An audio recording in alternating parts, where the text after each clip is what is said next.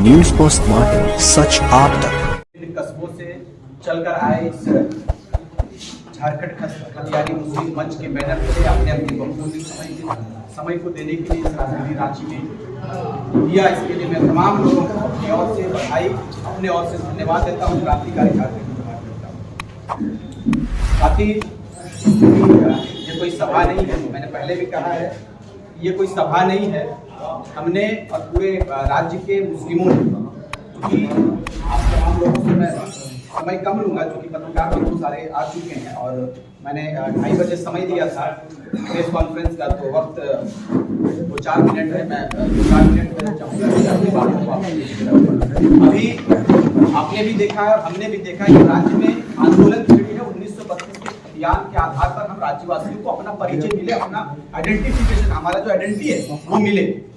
लेकिन आज लगातार 1 वर्षों से हमने आंदोलन किया, जयराम बाबू ने आंदोलन किया और विभिन्न लोगों ने, क्रांतिकारी विचारधारा रखने वाले लोगों ने अपने आंदोलन को तेज किया और झारखंड को अपना परिचय के लिए राज्य सरकार को बेबस किया। पहले इससे पूर्व आप अगर माननीय हेमंत सोरेन जो राज्य के मुखिया है, उनका अगर आपने स्टेटमेंट सुना होगा, उन्होंने साफ शब्दों में कहा था कि ये 1932 लागू नहीं हो सकता है। लेकिन हम लोगों ने ठाना और राज्य के 3.25 करोड़ झारखंडियों ने ठाना और हम लोगों ने जब महुदा मोड़ से बोकारो के धरती तक हम लोगों ने 3.5 लाख के मजमे को जब एकत्रित किया और वहां से आह्वान किया कि राज्य के मुखिया अगर हमारी मांग को पूरा नहीं करता है तो पूरे राज्य में हम लोग नाकाबंदी करेंगे, आर्थिक नाकाबंदी करेंगे। सरकार को झुकना पड़ा और अंत में उन्होंने बात को रखा कि अब हम लोगों का पहचान 1932 का खतियान है और राज्य में लड़ाई को बृहद रूप से लड़ने के लिए हमारा मंच आएगा। उसी के बैनर पर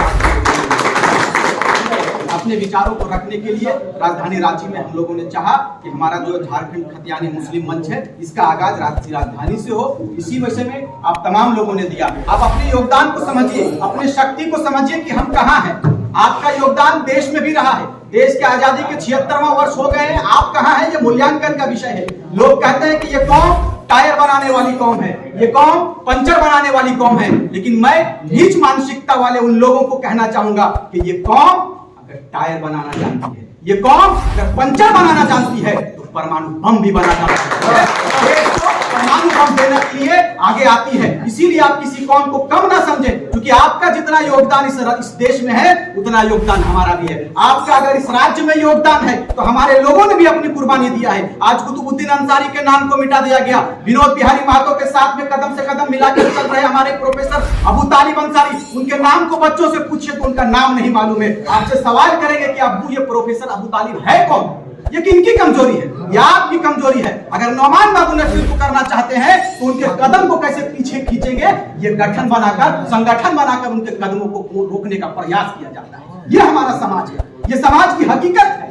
ये हकीकत को दूर करना होगा, समाज में अच्छाई को लाना होगा, अपने आप को मजबूत करना होगा और अपने बच्चों को इतिहास बताना होगा और पढ़ाने की आवश्यकता है। आज इल्म की जरूरत है, शिक्षित होने की जरूरत है, शिक्षा पर जोर देने की आवश्यकता है, जोर देने की जरूरत है। आज मौलाना अबुल कलाम आजाद के नाम को मिटा दिया गया। गांधी जी के साथ में उन्होंने देश की आजादी में अपनी अग्रणी भूमिका देने का काम किया था। बिरसा मुंडा के साथ में नाम को पोस्टर से हटा देता है। ये विडंबना, ये अफसोस कि राज्य किस दिशा में जा रहा है, ये सोचने का विषय है। हम बात तो बड़ी बड़ी मंचों से बड़ी बड़ी बातों को कर देते हैं, लेकिन अगर आप तोलेंगे, अगर आप सोचेंगे कि राज्य में अनेकों नेता आए, राज्य में कई नेता भी चले गए दुनिया से, लेकिन आपका वजूद क्या है, आपका पहचान क्या है, आपका परिचय क्या है, ये सोचने का विषय है, सोचने का विषय है, सोचने का विषय है। आज कई वर्षों के बाद राज्य जगा है। मैंने पहले भी कहा है और आज भी मैं मंच के माध्यम से कहना चाहूंगा कि राज्य बहुत वर्षों के बाद जगी है। मुझे लगता है कि विनोद बिहारी महतो के समय जो काल चला था, आंदोलन का जो काल था, लोग खाली पैर चला करते थे और हमारे पूर्वज बताते हैं, हमारे दादा बताते हैं और गांव के जो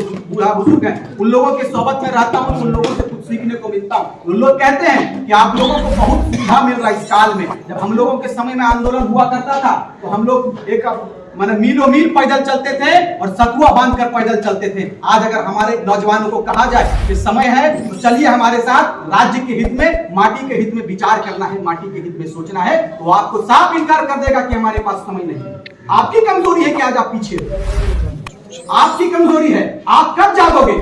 इसी जगाने के मुहिम में राज्य के विभिन्न जिलों से मुख्य लोग आए हैं। मैंने मुख्य लोगों की सूची हम और तैयब भाई ने तय किया और सारे लोगों ने, पूरी संयोजक मंडली ने तय किया कि चूंकि अभी तो यहाँ हजारों की भीड़ लग जाती, लेकिन चूंकि बैठक का समय है और राजधानी रांची में अगर आप कार्यक्रम करते हो तो मुख्य लोगों से संगठन का विस्तार है, तो हम लोगों ने ये बैठक रखा है। साथियों, आइए मिलकर इस राज्य को सुदृढ़ करें, इस राज्य को नए रूप सिरे से सींचने का काम करें, क्योंकि अगर आप सो जाओगे तो ये समाज सो जाएगा, मुस्लिम कौम सो जाएगा। लेकिन आप अगर एक पहल करोगे, आज से ये प्रण लो कि राज्य की दिशा अगर होगी तो मुसलमान की दिशा में अपने सबसे पहले लोकतंत्र के चौथे स्तंभ को मेरा जोहार धन्यवाद भी कहेंगे कि आपने अपने समय को दिया है, और बधाई और धन्यवाद इसलिए देंगे कि आपने शुरू से, जब से आंदोलन हमारा चला और जब से राज्य में माटी की लड़ाई को लेकर, ज्ञान की पहचान को लेकर एक लड़ाई छिड़ी, उसमें आपने शुरू से लेकर अब तक कवर करने का काम किया है और हमारे आवाज़ को आप अपनी आवाज़ समझकर राज्य से लेकर देश तक पहुँचाने का काम किया। इसलिए पुनः एक बार आप तमाम पत्रकार बंधुओं को लोकतंत्र के चौथे स्तंभ को मेरा झारखंडी जोहार।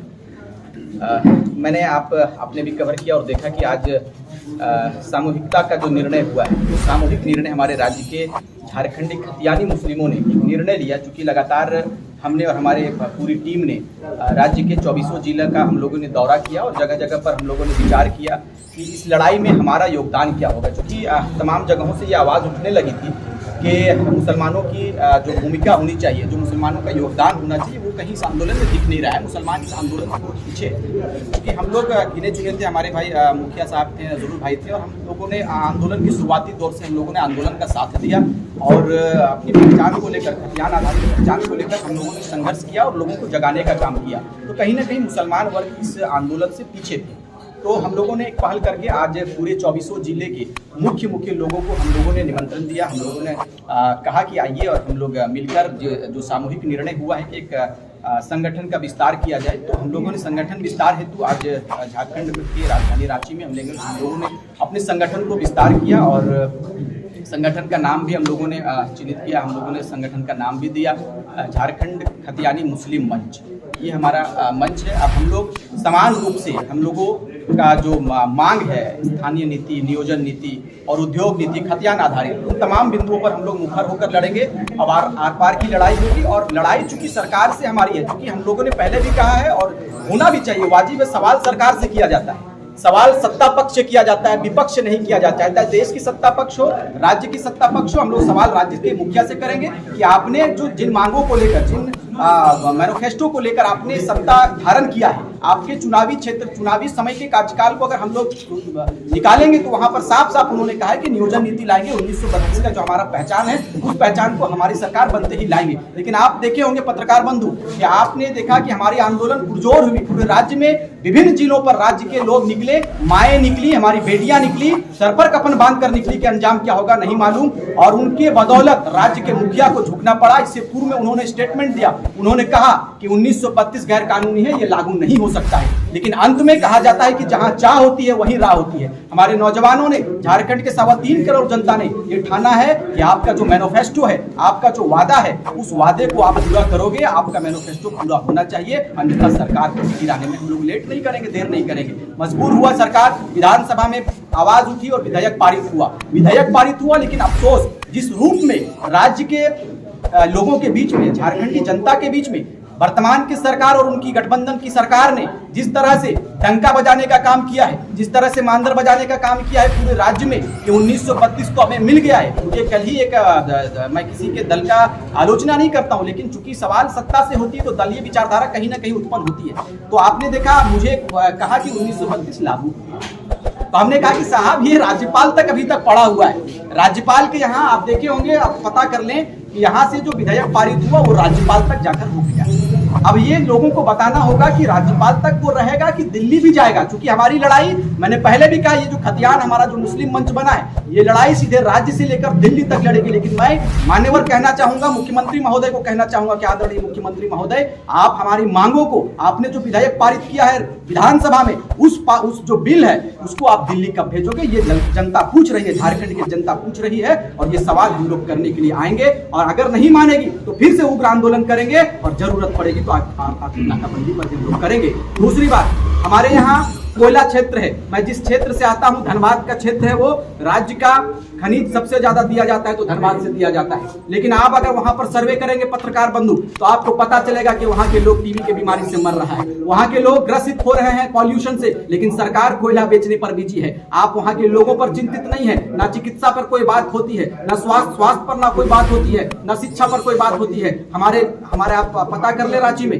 हमारे जिले से, हमारे ही जिले से नहीं, पूरे झारखंड के तमाम जिलों से लड़के यहाँ पर गांव से चावल लाते हैं, दाल लाते हैं, तब जाकर पढ़ाई करते हैं। अंततः परिणाम ये होता है क्वेश्चन लीक हो जाता है। ये निंदनीय विषय है। इसका मतलब आपका पता चल रहा है, इससे साफ की व्यवस्था पे गड़बड़ी है, सिस्टम गड़बड़ है, आपका लड़ाई सिस्टम से है। मैं मान्यवर आपके चैनल के माध्यम से मैं राज्य के वर्तमान के सरकार के विधायक माननीय श्री लोबिन हेम्ब्रम जी को, उन शेरे दिल को मैं अपनी ओर से सलाम पेश करता हूं कि आप जैसे शख्स पूरे 81 विधायक अगर होते हैं तो ये जरूरत राज्य के मुखिया का नहीं होता।